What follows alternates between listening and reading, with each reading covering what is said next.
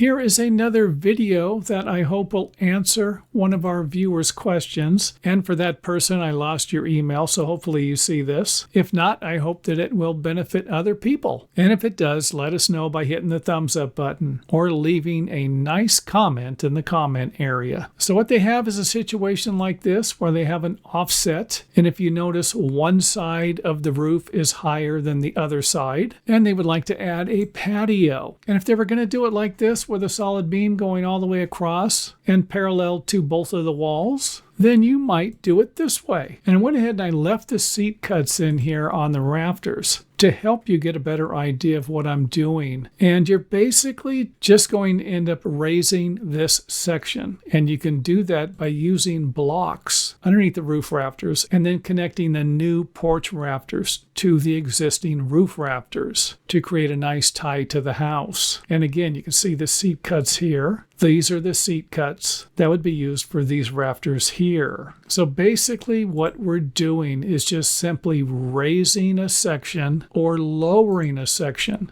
depending upon where the load-bearing supports are going to be located. So here we have an offset here, and we had to raise this section. If I was going to start here, then I would have to lower this section, which could be a little more difficult. You're going to want to start with the lowest point and then raise the other sections. Because if I had to cut a 2 or 3 inch deep seat cut in this section here, that might not make the structural engineer happy. And here's the problem that our viewer has. They have an offset here, which means this beam right here is going to have to be raised to create a nice flat roof. And now if you're going to do this a different way, you don't want this to be flat, then you can simply lower this section of the rafters and then end up with an offset in the patio roof. Another thing that this individual is working with is going to be a small angled beam here. And you can see that it might be better to lose the angled beam and then just have the 2 separate sets of beams to support everything. So I'm just kind of throwing that out there. Lose this or use it as a non-load bearing connector.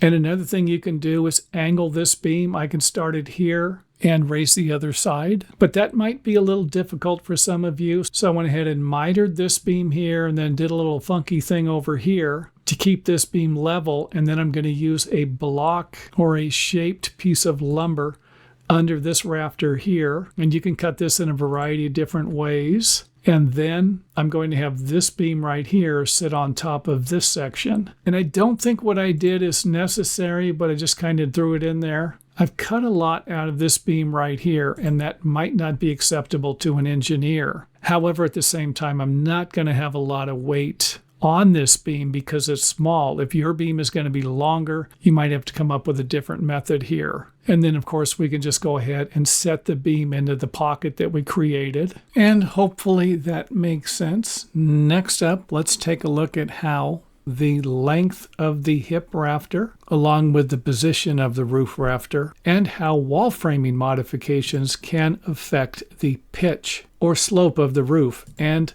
even the fascia board. So let's go ahead and get started with our first example where all of the hips are the same size, length, and positioned at a 45-degree angle, and built to where we're not going to have any problems. However, if we were to extend the length of the hip, then you could see where it's going to need to have a shorter wall or support post to keep the same angle. And the walls will need to be higher if we have a shorter hip. And that should make sense by looking at this drawing. So again, this method would be used to keep the same roof pitch. And if I was going to modify the wall framing like I did here, then I will need to modify the top of both of these walls. And that should make a little more sense once we take a look at it from this angle here. So you can see where the locations of the seat cuts are going to change. And the wall will need to be built a little higher and will slope down on each one of the walls.